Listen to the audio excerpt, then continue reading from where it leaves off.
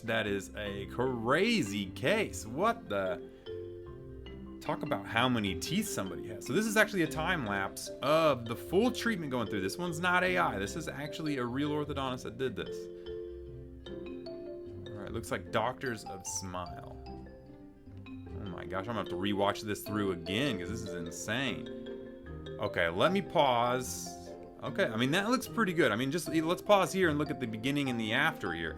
So it looks like we have gotten all the teeth in, which is crazy.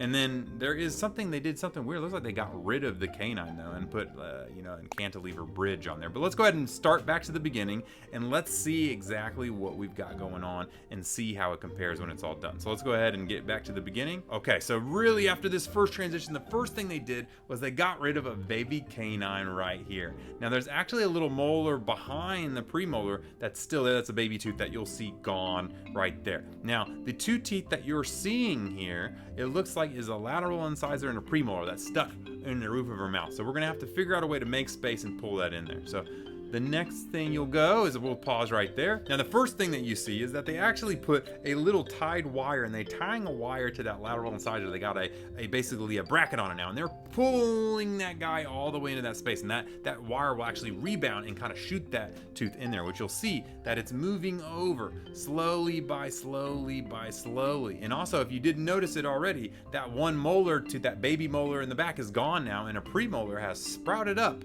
underneath it. Okay, so now we're at a point that on one side he's got the spring trying to bring in that one premolar, but we're gonna be kind of blocked out here with all these other teeth on this side. So what's probably gonna happen is they're gonna use a spring to open up that space to get that tooth in there. So let's see. Okay, so you can see that space is starting to open up. Now they're attaching to the premolar to also drag that one in. The one on the other side is already in, just like that. Now what I'm trying to figure out is why they bonded it randomly there at the end. Okay, yeah.